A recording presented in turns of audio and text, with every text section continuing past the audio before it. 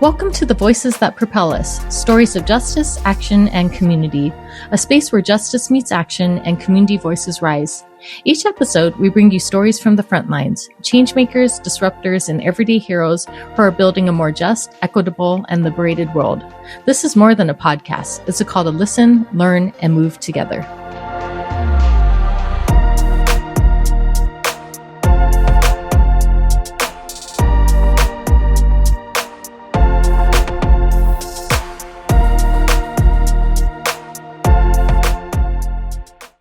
You were just listening to music from the incredibly talented Stephen Kong. You can find him on Spotify and Bandcamp. Today we have with us Roz Thomas. Roz, they, them, is a genderqueer, non-binary, bisexual Black activist and disability advocate whose work is grounded in lived experience, deep reflection, and a lifelong commitment to justice.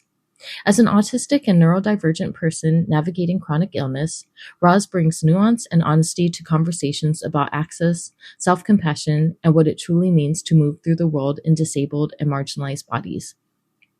Their journey into community work began in childhood, shaped by growing up in a multiracial Texas community and witnessing the real-time impacts of racism, homophobia, Islamophobia, and poverty on their friends and neighbors.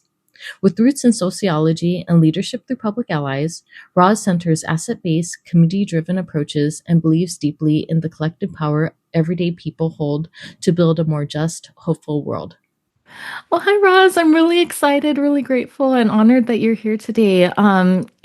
You've always been such a special person in my heart. I feel like you have so much knowledge, so much wisdom to share, and you just have a fire in you that's so special. And I'm really excited to see where this conversation will go. But how are you doing today? Thank you for saying that, Denise. Yeah. You are very special to me. I have all the love in my heart for you. So I'm excited to be here.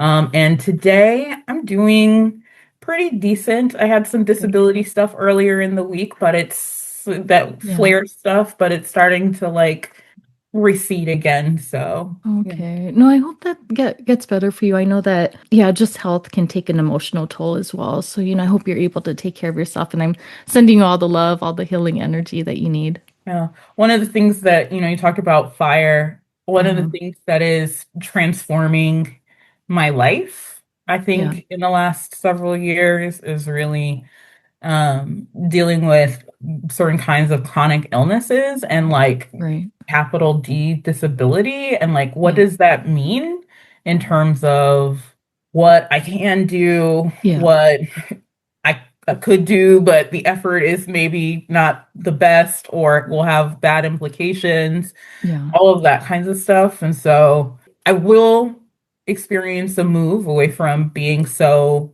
flared in my symptoms, but at the same time, I think I'm trying to settle in acceptance. I think a little bit more about just what disability means for how I navigate trying to do this stuff. So thank you for bringing that up too. And also, like myself too, I identify as a person with a disability and invisible disabilities. I feel like not everyone understands that, but I think for me that was my journey, coming to acceptance and not forcing myself, not being so frustrated that I can't do things. Because I'd be like, if I saw a person with a disability, I'm not going to be like, why can't you do this or that? And I think it's just this is just who I am. And actually, I've been thinking about that too, because I do rely on AI to help me because I feel like my brain's not as sharp as it used to be. So I feel like it helps me polish things up and just enhances my work. And I know there's been negative comments about using AI too, but the way that I was thinking, because I was actually thinking about that the other day,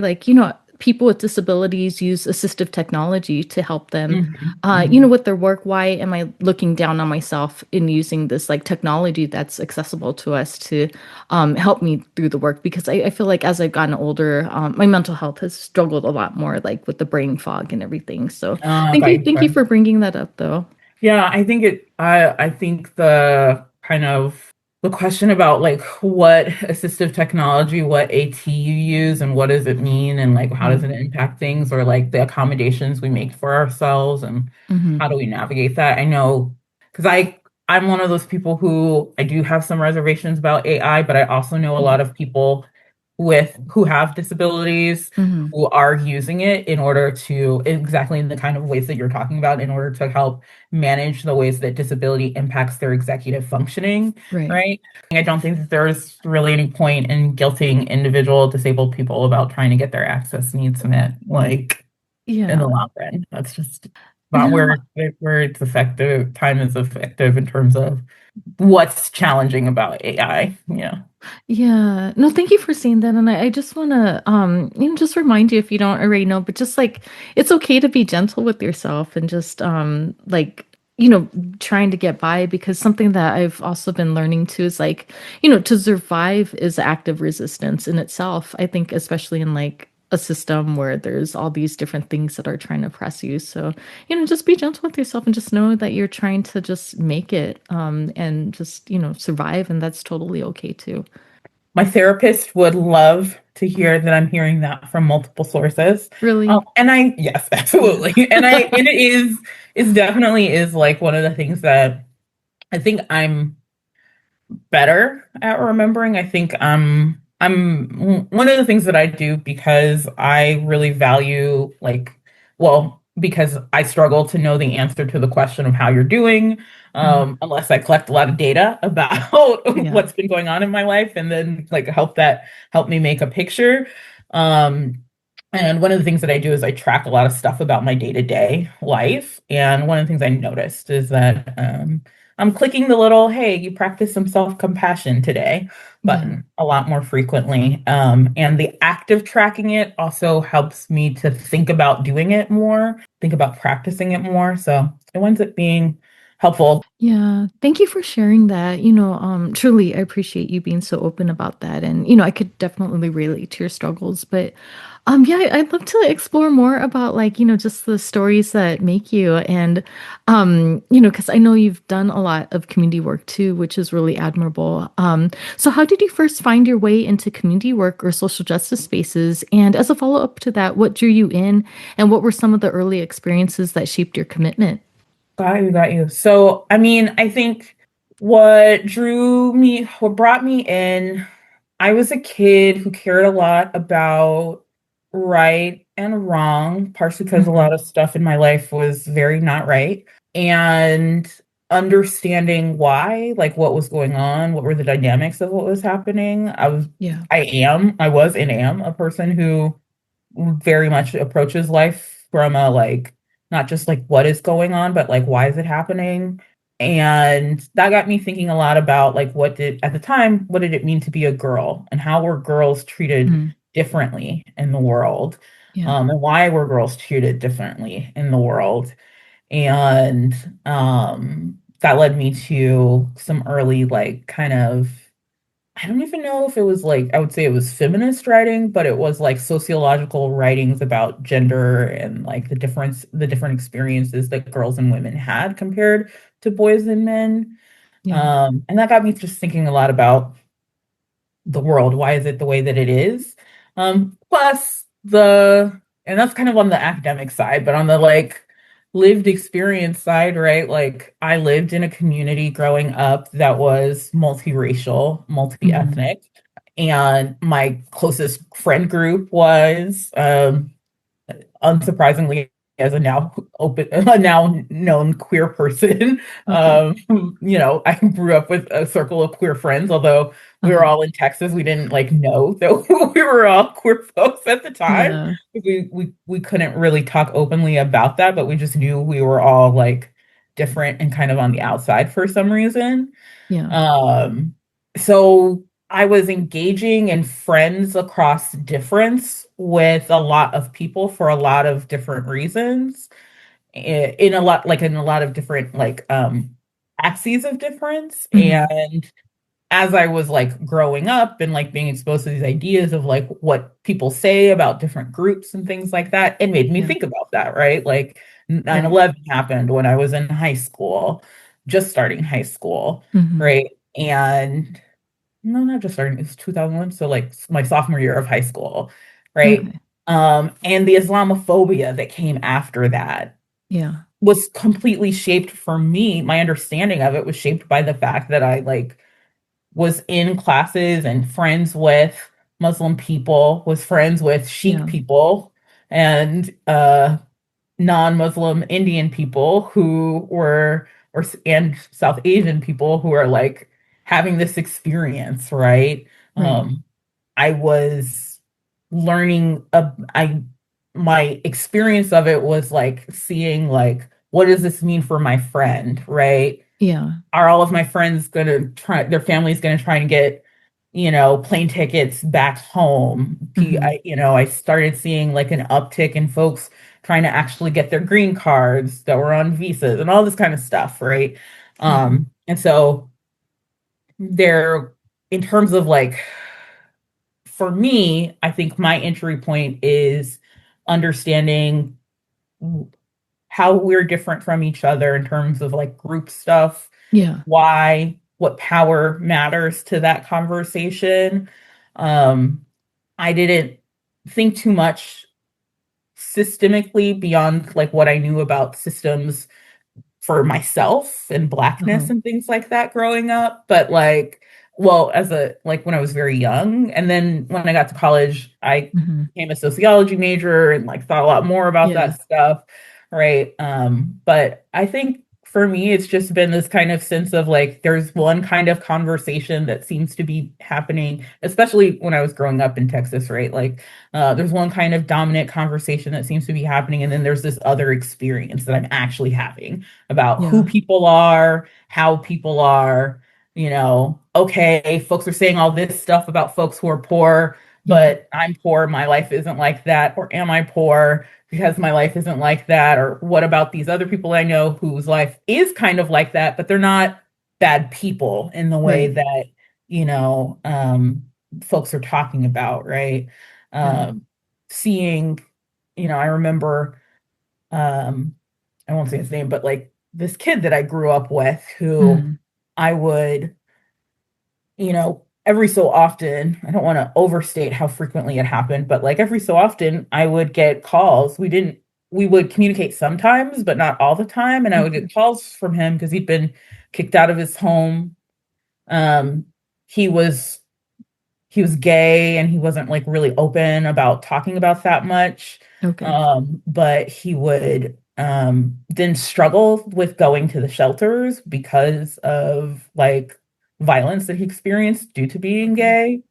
And we would sometimes we'd talk and my mom would go and we'd pick him up and we'd take him somewhere else so that he felt was somewhere he felt a little bit safer. Sometimes we just talk and, that was all that was, he just needed somebody who was willing to answer the phone and like respond to him, right? Um, I think those kind of experience, and then knowing that like I would see him in school Mm. and people would be cruel because Yeah. he would be scrounging for extra food in the cafeteria because he wasn't getting access to regular meals, right?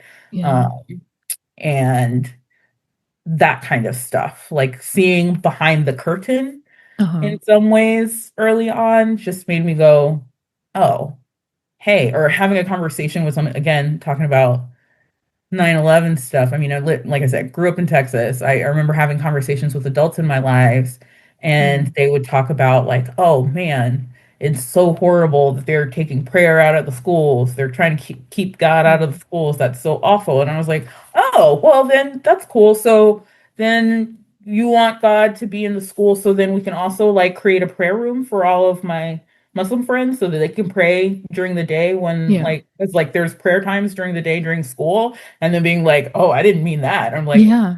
something Yeah. about that doesn't Mhm. sound right if you're, as accepting of difference as you say that you are, right? Um, just those kind of conversations. Denise, you know me, I'm a like, why follow-up Yeah. questions? Why are you thinking the way that you're thinking? Not necessarily all anymore. I'll Uh-huh. say I was a little more targeted and aggressive when I was younger, but I would say, I Uh-huh. I used to be a person who would get into a lot of like I'm noticing some dissonance Right. in some of the things you've said to me about what you believe, how you think the world should work. and then how you're approaching this particular issue around like difference and why is Yeah. that and what's going on there and do you recognize it? And so I was to probably to very many people a very annoying kind of like person to like point out the like moments when they maybe weren't as aligned. Yeah. Um, but I noticed that stuff a lot. It would sit in my heart, right? And that just kind of propelled me in terms of like actually doing any kind of community work. Hmm. Um, I was like just a kid who got involved in stuff because Yeah. be doing leadership stuff, one, it got me out of the house. It I like whenever I have like a special interest, I really like it. I want to like engage in it. Um, and I also had a strong sense, not to make myself sound too pious or whatever. I had a strong sense from a young age that like education was going to be my route out of a very not good situation. Right. And so I needed to do all of the things, stack as many chips as I could to make that education thing really like meet the need that I had for it to meet. And so I was very invested in the like Hmm. rat race of the kind of like be in all the clubs, be officers in clubs, join Yeah. all of the like advanced classes and things like that in order to be able to get into quote unquote good schools. Um, and that kind of thing. Mm. So it was like this its own dissonant experience, quite honestly, because that prestige and stuff like that is inflated for particular purposes and all this kind of stuff. But Right. so I joined things. I became an Mhm. officer in things often. That's I cool. have almost I don't know the last time I've gone more than 2 or 3 years without being involved in some kind Wow. of organization or something like that. I just kind of get involved in stuff. Um, Yeah. and like at first, like I said, it was more about this kind of, hey, I need to get out of here, and this is kind of how I'm going to do it. But then I think I had the experience with Public Allies, and I had the experience in college where it was like, well, I want things to be a particular way. If I want that, then I need to put effort into making it. Like, I don't want to be just saying stuff and not doing. Yeah. And luckily, there's all of these ways to try and actually implement the stuff that I say that I care about, right? Yeah. I'm a person who, I I don't know if everybody who goes through it and 10, 20 years later has the same experience, but the idea that everybody leads still matters to me. Yeah, me too. That that all of us have a role to play in transformation and change matters to me. And that we're all doing it in our own ways and to like Yeah.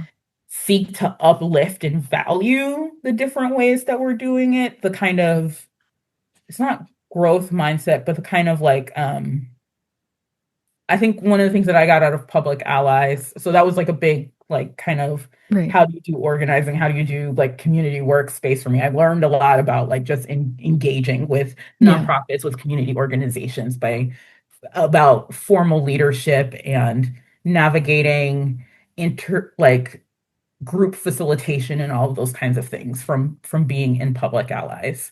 And for those who don't know, Denise was my second year coach, Yeah. my first year of Public Allies. So she was a transformational mentor to me. No, you're a Um, transformational ally to be.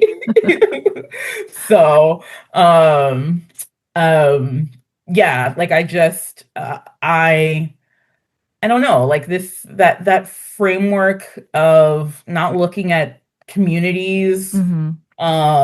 or individuals from a place of lack and what they're missing, but from what Yeah. are the good things there. Yeah. I remember it The really transformed how I saw East Palo Yeah. Alto. No, like ABCD, asset-based community development, that's still something that I really look into, as I go into communities too. Like, what are the assets, not the deficits? Yeah, I think that that's because I think the thing in me that it vibes with, that has continued to resonate with through time, is this sense that there's something really powerful about pouring into the things that we feel are working or are serving, and like not just like benefiting us, but like pouring into us, providing Right. us with, right? And so the looking for what, there's totally value for the right kind of person in, Mm-hmm. you know, pulling apart all of like what is the problem, what's wrong here. Yeah. But I really over time have just become more and more of a person who's like, how do I pour more into Right. what I think works, to the relationships and the organizations and the stuff that feels like it's doing what I want to be doing, rather than deconstructing Right. what I think isn't. How do I just like build what I want? And that also has become harder because faith that it will work, the Right. hope part, Right. I don't know about you. That's more challenging for me now than it used to Yeah. be. I've had more chances to see setbacks and walls and like stuff not work out for myself, but also just like big picture. Mhm. I've also seen wins, of course, like both have actually been happening. Yeah. But the losses have been, Yeah. they've No. been hard. It's actually what you bring up. I've actually had so I don't know if you've noticed, but I've had other folks from the Public Allies family on this podcast too, and we've Mhm, talked about mhm. that too. It's just like I think that's why it's so important for us to train and like teach the future generation, those young people who are like really still Yes. really optimistic, have a lot of energy, and not old and cynical. I'm just joking, but it's just like, just feeding on that positive energy that they have. Because I remember when I was like a young 20 something year old, teenager, I thought I would change the world. And Yeah. as I gotten older, just like, I don't know if I could really make much of a dent. Yeah, Mm. but I truly believe that we can. I think that's why I wanted to do this podcast because I feel like there's so many people out there doing good work. And I just want to put that hope, like, because in this work, I feel like sometimes it does feel lonely. Like we're the only ones who care. Or we're like putting so much work into it. But no, every single person that I've had on here is just like wants more love. Like, what can they do as a person to, make this world a better place? And I feel like that's why we just need to find people who are like-minded and support each other, through this because it's a hard world out there right now. It is definitely a hard world out there right now. It's definitely a hard world out there right now. Yeah. I think something that I'm thinking a lot about, one thing that I picked up from what you said is, yes, I agree with you Uh-huh. that like the supporting the younger people is really important Hmm. because they have like that different, like, I the metaphor that I look at it is like stuff about social change. Sometimes it's like running into a wall again and again and again, just trying to get what you need done because there's Hmm. an entire system working against you. Like you Right. are actually, you're trying to get things done, but there is either inertia, like keeping things from happening, Yeah. or active resistance to what you're trying to do. Both are kind of occurring as well. Uh-huh. And so that effort again and again and again, it weighs on you. And I didn't Yeah. understand that when I was younger. Like I was like, y'all don't even want to try. It's like, oh, but I have. That's the thing you don't understand is that I have Uh-huh. tried. I've tried multiple times. I've tried and I've succeeded. I've tried and I've Yeah. failed. Like I've tried. I've put the effort in, Yeah. right? That's the part that you don't see because you're thinking about the trying just now, not all the trying I did before. We were just talking, me and you, Denise, about like how like both, I'm 39, and Mhm. I think you're older than that. Uh-huh. And we're like we were just talking and laughing about like still feeling internally like Right. young and like not anywhere as settled as like a grown up is supposed Yeah. to be. But then there's those moments where I'm like, oh man, I just feel really old sometimes when I talk to No, me students too. and young people, and they're talking about all of the things they're going to Yeah. change and the things they're going to do. But I do think, like you said, I think there's real value in engaging them from a place of hope. I think there's real value in engaging with them because it Yeah. asked me to practice hope Right. when I'm maybe not practicing that all the time Yeah. when I'm on my own. So, yeah, no, No, there's that's still just a real, that whole kind of concept of connection to the people who came before us, but also connection to the folks who will come after us, the like ancestors and the like generations moving forward, and that we're kind of involved in that. yeah. I don't remember the names that we used for it. It started with a seven, I know, in Public Allies, but like that concept, right? Like is Uh-huh. I mean, and I know that the concept kind of appears in a lot of different like ways of knowing from around the world, but Hmm. yeah, it's very true. It's very powerful. It's Yeah. hard I to know. feel a lot of responsibility for like to start feeling like, oh man, I can't just be like out here Yeah.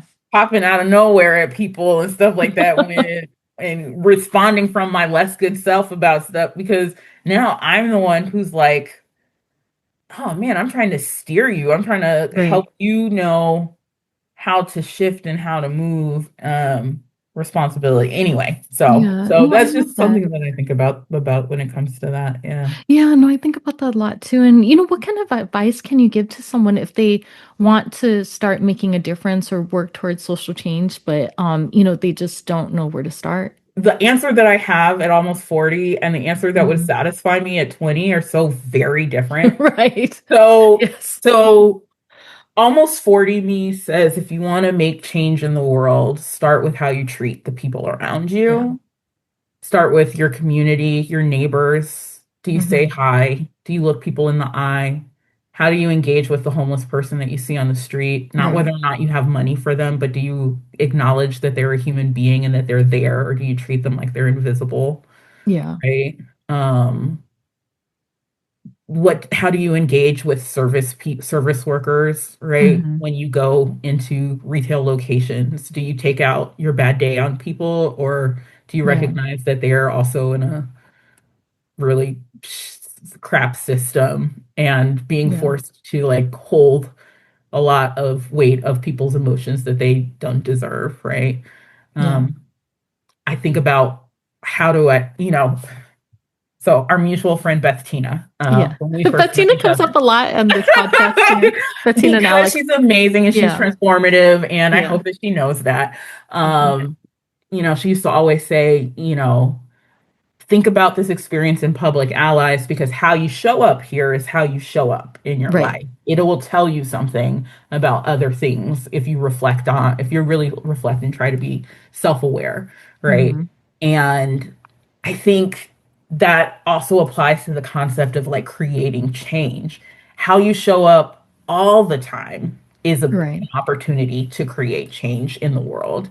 If part of how what we're talking about when it comes to change is people being better to each other, there Right. being more emphasis on a sense of community between Yeah. people than everybody being individual workers in a capitalist system benefiting Hmm. some at the expense of everybody else, right?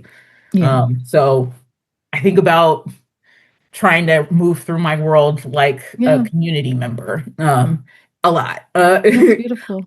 20 something year old me would have been like, okay, so you're not doing anything. No. You're just going about your life the way you normally would, and you're No, not. but that's how you have to, I feel like, because it's just like that's a theme that keeps coming up on this podcast too. It's like those small acts of kindness that really add up. And I just talked to a guest about this. Like it's even like picking up that piece of trash that you see on the ground. That's like Mhm. working towards social change. And yeah, he just brought up this whole like, just analogy too. Like there's 100 pennies that make $1. So it's like, even though these acts might seem really small, like they do add up into something. And I think it was Alex who used to say, it's just like individually we're small drops of water, but like together we form a mighty river. And I remember that's a visual that really stuck with me. And I think going to your point too, I feel like as I've gotten older, that has resonated a lot more like differently, like because I felt like when I was younger it's like we're gonna change everything, but now it's just like no, I think especially being a mom now, thinking like how can I just raise a responsible human being, and that might be my contribution to this world. I um mean, it's a big one and it's hard. So I appreciate you. I Parents appreciate you. raising children is one of, I mean, certainly I'm not choosing to do it, but like it's one of those things that's like, it's really challenging. Even just being an aunt, trying to slightly contribute to Hmm. this experience, I'm sure, because you talked about Yeah. the brain fog before, where you know a word that's supposed to go into this sentence, but it's not coming. Yeah. The development, that's what I'm thinking of, the Okay. development of a young person, right? Right. Right. And just like how do you have influence when that person may or may not want to listen to you too much, Hmm. right? I mean, it's all kind of challenging. But Yeah.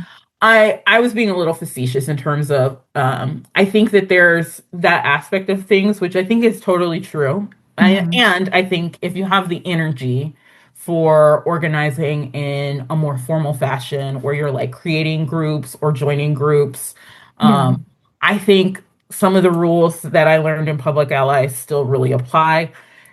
Don't try and invent the wheel on your own. Right. Find people doing something and join them and seek to learn and understand the wisdom that they know that you don't yet know about the issue or place or Hmm. cause that you're seeking to be a part of. I would say, particularly if you're starting out, like that is where Uh-huh. I would start is to seek to learn, to be open to understanding.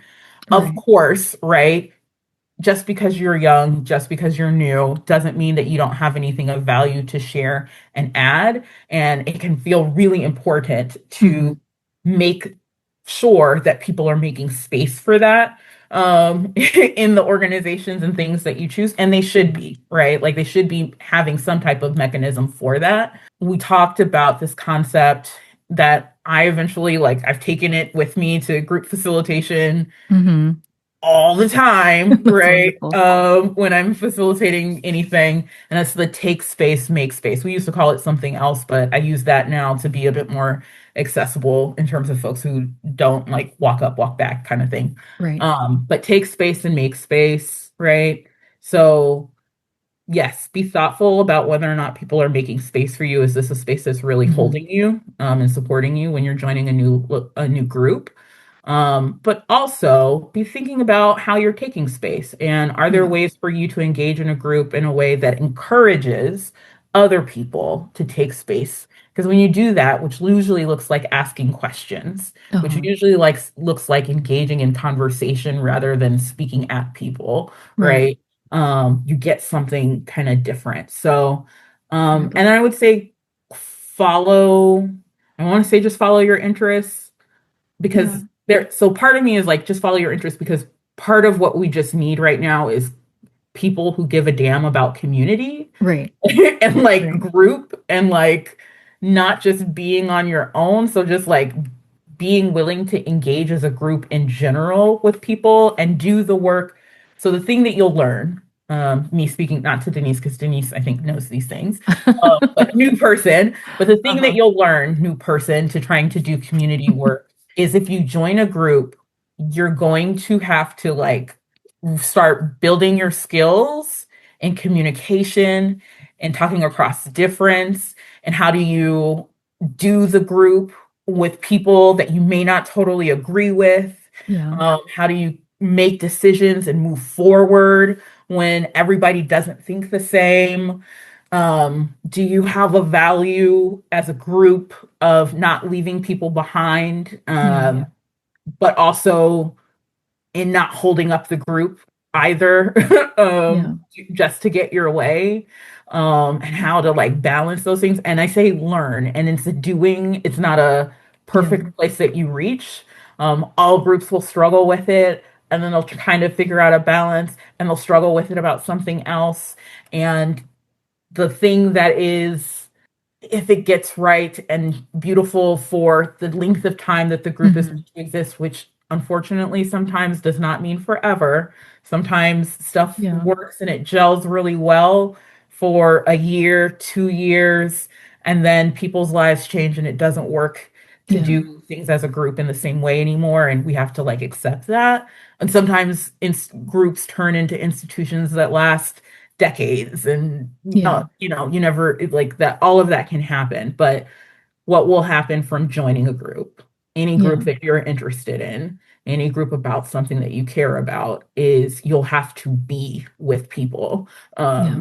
and figure I out love that. how are you going to be with a bunch of people when they're not you, they don't share the same ideas that you do. And just Yeah. creating stuff together, whether it's like putting on regular coffees where you meet up and like Hmm. say, hey, we like this thing, or we have this identity, or we want to make this move, that will you'll be doing the work of building those skills of being with people. Yeah. So, Yeah. um, in some ways, you can join anything, right?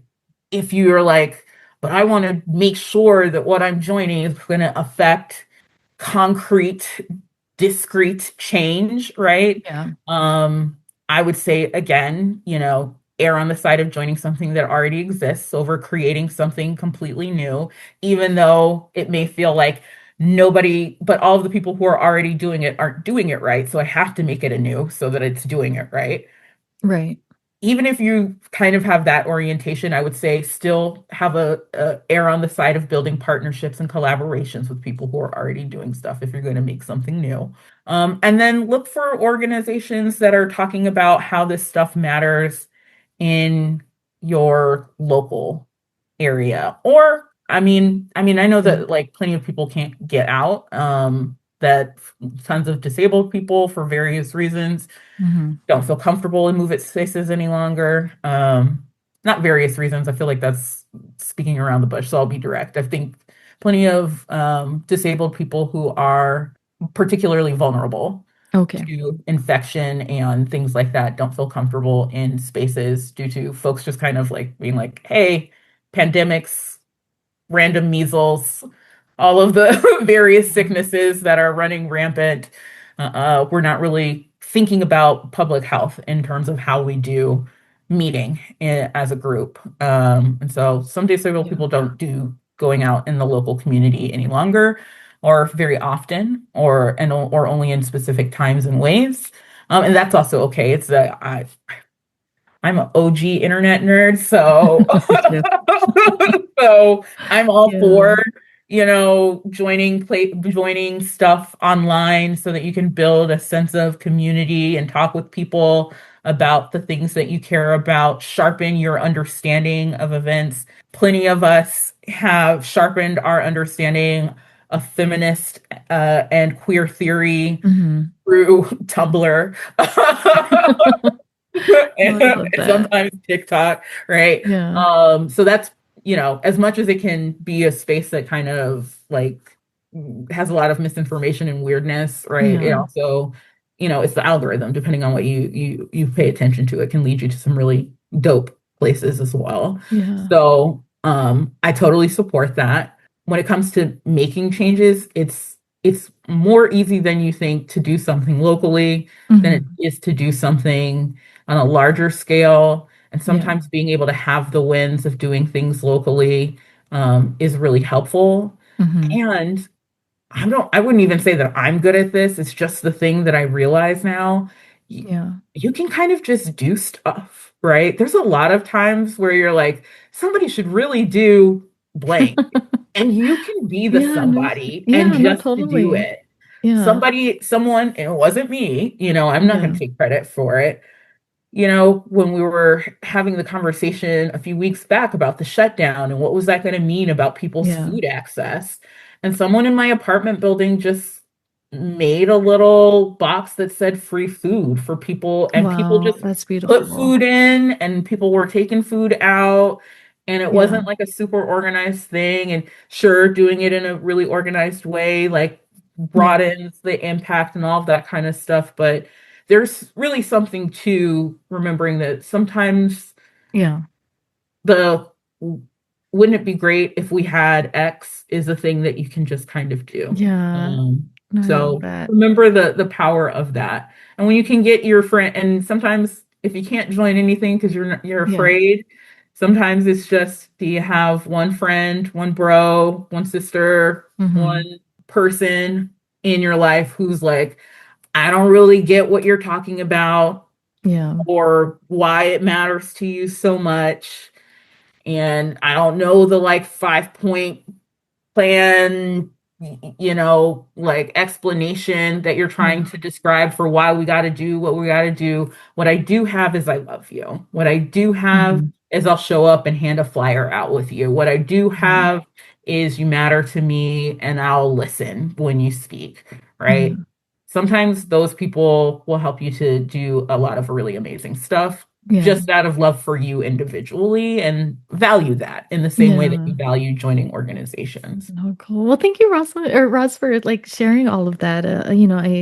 I really appreciate all that advice, and I've had such a wonderful time talking with you today. I always love listening to you talk. But just as we're wrapping up, Mhm. you've shared that you're at a crossroads with community work, and what community work looks like for you today. So how would you describe this moment in your journey, and what do you see next for you in terms of like still staying involved? What I did is, Mm-hmm. I tried to find a career Yeah. that I felt like doing this career allowed me also to do good, and make a difference in systems of power, Mm-hmm. at least at one in particular institution, um, and have like actual like meaningful power to like mm, transform or impact how people navigated that institution Yeah. and therefore like moved from there. For those who don't know, I do disability services work in a higher education setting. Mm-hmm. Um, we're in a really hard time, I will say, when it Yeah. comes to disability. Folks are terrified of being labeled as disabled Yeah. because who knows if we're going to wind up in these like wellness camps, Right. um, for our own good. Yeah. There's so much movement and pressure, right, Hmm. towards um, seeing people more and more as the productivity they have as workers, and Uh-huh. those of us who are only getting more disabled Yeah. are, or have been disabled their very disabled their entire lives. That's pretty terrifying prospect. What will happen to you when you can no longer be productive for a Yeah. productive cog in the machine, right? Kind of thing. And there's pushback, right? Hmm. They're thinking about changing the 504 regulations, which, for those who don't know, is important disability legislation that Hmm. um, says that the folks who get money from the government and the government have to not discriminate against people with Hmm. disabilities, right? And it has these far-reaching impacts because the government funds so many different things that it winds up impacting so many different areas of life and creating a requirement for folks Hmm. to provide accommodations, Yeah. to be non-discriminating, right? Yeah. But also it reflects a, I think the push on the legislation reflects a vibe that I sense in the air of Hmm. people increasingly feeling like really worried about disability fraud, that more and more people are pretending to be Yeah. disabled in order to Hmm. get ahead. Right. Like, you get very far ahead with being anyway. No. Yeah. Like, but pretending that people are, and usually what most people would call disability fraud, Hmm. I think winds up being someone who doesn't have access or Right. to the right things to be able to be correctly documented as disabled, or there are barriers for them being acknowledged for having the actual disabilities that they have, so they get acknowledged for other disabilities. The thing about doing social services work is Hmm. you are both helping people, Yeah. in sometimes in the icky helping people kind of sense. Right. Um, for those who haven't read the great article on helping, fixing, serving, you should. It'll change how you think about community work. You're trying to do right by folks Yeah. who have needs that you can provide them with access to, Yeah. right? But there's an intense power differential there. And I just become more and more disillusioned with how much I individually am able to. I know going in Yeah. that these systems are ableist, right? Yeah, I for sure. know that they are, that all of they, like, just because they on their face exist to support and help a Hmm. marginalized group, aka disabled people, does not mean they are not riddled with, influenced by the biases of any of the different types of oppression, including ableism. Yeah. And so you try to do the work in spite of, and think about, Yeah. like, I'm going to be the person who's aware of that. So I'm going to be like working against the way those things influence the interactions that I have with people and the decisions that I make, Right. right? I think more and more about how policy changes, how you go, Yeah. hey, I don't love that, but it's my job. I got to keep my job. Now I know this is how I have to make these decisions. This is what I'm expected to do in these Hmm. situations. To what degree are you going to go against doing what you're told is how you're supposed to navigate something, right? Yeah. I notice that I feel like I am troubled by, Yeah. um, more often than when I first started this work, which I haven't been doing it particularly long. It's been like 5 or 6 years. Hmm. But since I started this work of, am I really able to like resist as much as I think I resist? Or are there Yeah. or what are all of the ways, like, not if, but it does happen. So in what ways does it happen? In Hmm. what ways am I reifying, recreating all of these systems Right. in the way that I'm doing my work, and it's something that I don't feel I can do different, Yeah. or what. And so that's hard. That's just Yeah. it weighs on me in my free time, such that it is. I also, join another organization for queer That's alumni cool. from my undergrad alma mater. And so That's awesome. I recently we put on a summit for queer alumni. Uh-huh. These days I'm just doing book clubs about queer stuff. That's really Like, I cool. did one that was about I did one where we talked about a book about trans vampires. Okay. Um, just because, like, I want to have space to talk about things, like I said, like things that pour into you. So like the Right. trans vampire book was like, there was a T for T, like a trans for trans relationship in that book.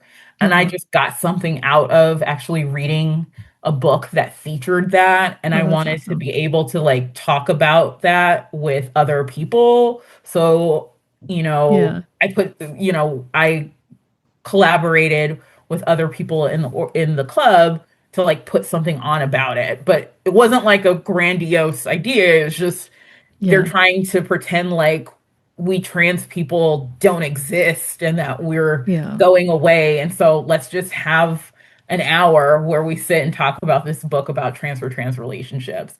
It's Yeah. not, it is resistance, but it's not, I'm Yeah. not going to downplay it. It was an act of resistance, and that part of that was worthwhile. And another one, I'm reading another vampire book, and I don't remember how queer it's going to get, but it's Okay. written by Octavia Butler, and Okay, she's cool. a genius. So Yeah. Yeah. No, I love so Octavia Butler. it's gonna have some good stuff about, I know that it Yeah. has good stuff about race in it. Okay. And That's I cool. just like was like, hey, you want to know what I want to read about? I want to read this Yeah. book again, vampires, race relations stuff. Let's talk about that, what comes up. Yeah. Um, No, that's that cool. stuff, right? That's what I'm Yeah. doing right now. I don't know No. what's next, to be quite Yeah, honest. no, I'm that's probably not awesome. leaving my job, to be quite honest, Okay. because the job market is what it is. Yes. I'm at an age where I'm not quick to be like, hey, I used to be Yeah. like, you know what? It doesn't serve you, this organization or this Right. institution. It doesn't, like it Yeah. doesn't fit your values. You need to just leave it in, because you don't owe them anything. And it's like, I don't owe them anything, but guess what? I owe my landlord rent. Right. I owe the It's such a tough job AT&T market. a phone bill. You know, Yeah. those kinds of pieces. So I understand folks Yeah. doing what they can to secure Hmm. income, stay in spaces. And I'm not, I don't know that I'm built for the entrepreneur life. Yeah. I have a, I am autistic, and Uh-huh. being autistic means, among many other things, that social communication can be kind of hard for me. That doesn't Yeah. always come across to people because, like, folks that I really meld with, we can Yeah. talk because we're talking about things that are my special interests. I can go Yeah. on forever about those. But when it's not that, it's very hard for me to I know. communicate with people. And so, like, the entrepreneurship requires a lot of, Yeah. can it seems to me on the outside that it can require a lot of moving and shaking with people in order to, like, promote. And Yeah. I don't feel that that would be my strong suit. Yeah. Hmm. But so I'm pretty Yeah. certain that my role in life will be a person who collects a check. And for now, I I am trying to decide if I can live with the fact that I'm collecting a check, doing a job where I feel like I'm doing good, but doing it Hmm. imperfectly. And I don't know the answer to that. I'm just sitting with that question Yeah. and troubling over it and, like, talking about it with people. And I think that is a common place for folks our age to get to, is Yeah. having to think about, like, like, what is it going to look like when I have these ideals? Right. I want to implement them, and I'm not going to be able to do it perfectly because I'm all of these, like, I feel like you grow, the older you grow, the more embedded in the Yeah. system you get in all these different kind of ways. Mm. Not that I'm praising rugged individualism, but, like, Yeah. because it still matters to be connected to people, but Yeah. particularly in this day and age where you're not only encouraged to do all of those things that connect you more to the capitalist system, Hmm. you're encouraged to do it particularly in a way that, like, gets you embedded in the system but pulls you Yeah. away from community, right? And I think right now, instead of trying to solve the problem Yeah. of, is my job the, like, perfect, is it a perfect reflection of my values in Right. politics? Right. I'm trying to think of, how do I do the work that I do? Do I do it in a way that is in political alignment to the extent that it can be? Yeah. What do I do with my time that isn't determined by this job? What am I choosing to do with that time? And focusing on the, like, kind of community and being with people. Like, Yeah. they tell you, like, the entire point of the system is to make you a tired worker who can't do anything. It's really true, and it's a pretty effective tactic because you're really tired a lot of the time. It is Yeah. hard to do I something wonder if else. that's a strategy too, because sometimes I feel like, yeah, I do get too tired to like make the difference that I want to. But I feel like it's on You're like, purpose. oh no, like, there's that action that's happening on Yeah. a Saturday, but I haven't slept right for the Yeah. entire week, and I've got to get Yeah. that together. And some of us have to make sure that our sleep is right, because if we don't sleep right, we Yeah. get inflammation, or we Yeah. get flares of other kinds of symptoms and Yeah. stuff like that. And so you really gotta, and that matters more the older that you get. So that's something to look forward to, all of the little kiddos, or young people, not to be derogatory. It's hard to, to come to Hmm. reconcile, for me at least, but I think for many of us. Yeah. Um, but also it means, because, and Bettina, again, when Uh-huh. I was in Public Allies, I can't remember if it was the first or second year. I remember Bettina talking about, because she introduced me to Octavia Butler, and she Hmm. introduced me to some other, but she also introduced me to Todi Katie Okay. Bambara, and it's a Black feminist thinker. And we were talking about how folks do the work, and she was talking to me about Black women doing the work, and I was talking about Black women's mental health and all this stuff. And we started talking about just, like, how many women in the movement, for mothers and Black feminist organizing, you know, get older and are really sick, are being really impacted by a life full of what we, in, like, health sociology, you call, like, the cumulative impact of stress and strain and trauma and oppression, right? And so we talked about this idea that movement change is a choir. There has to be time for one person to stop singing and other people to be able to start singing. With that in mind, I try to think about how can I do this work in a way that reflects a deep love for myself much as it reflects a love for the world, everybody else, trying to transform things for the better. But I'm doing it in a way that shows love for me too, right? And that's kind of and right now, because I've been dealing with disability that feels like it came out of nowhere and just got worse and worse and worse and all this kind of stuff, and things kept piling on. Doing it lovingly for myself looks a lot like doing a lot of internal work on like existing in the world differently towards my body, towards my mind. And I don't know, maybe later on it will look like me being able to pour out more to others. But I just try to, like, when I feel like I have the energy, I have the time, try to do stuff that does that a little bit. But I try not to be too mean to myself about the fact that right now, that balance of loving others and loving myself looks a lot like needing to pour into myself more. No, that's really beautiful. Thank you for sharing all that. And, I love that you're still doing, all this beautiful work. And just lastly, as we wrap up, how can listeners support or accompany you on your journey? Like, what would be most helpful for you? Oh, that's a great question. Is this really going to reveal something psychological about me and how I struggle to ask for help? No, me too. The ways that people can support me are, please feel free to, I think Denise is going to link to my like Instagram or something like that. Feel free to follow me. I don't post often, but feel free. Share with me, tag me in stuff about trans rights, about non-binariness, about autistic people living lives of joy. Don't do that thing that people sometimes do where they tag Black women, and I'm not. I'll claim the Black woman title there. Black women in stuff just to have us fight and arguments about stuff that they don't know how to have the conversation on. That's not dope. But yeah, show me some cool TikToks, all of that good stuff about queer community, queer culture. That's what I'm about right now. Okay. Is there something that you think that I should be, an issue that you think that I should be knowing more about? I want to know more about it. Donate to an organization that positively supports the people of Gaza, the people of Sudan. Give money to a person you see on the street or somebody that you know who has economic need. It doesn't have to be somebody on the street.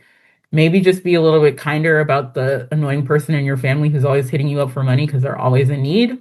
Just, give freely once or twice. And then go do the work you need to be able to process that, because it's fair to have a lot of feelings about it. Right. But also let's just try to give people, sometimes even the annoying people need that. Yeah. That's just the reality of it. And we don't want to leave anybody behind. Just be kind to other people. That'll be great. And if you want to talk to me, follow me on Instagram. That's also cool. Well, thank you so much. I truly had a wonderful time talking with you, and really just wish you all the best in this journey, and hope you can find a place of joy for yourself. But yeah, thank you again. I did with you. What's Denise? That? I did with you. I felt a lot of joy having this conversation with you, with reconnecting with you. Yeah. So folks got to remember that sometimes part of the answer is just know the people you love and spend some time with them. Yeah. Yeah. Okay. Well, thank you again. I hope you have a good rest of your day. Thanks. Thank you.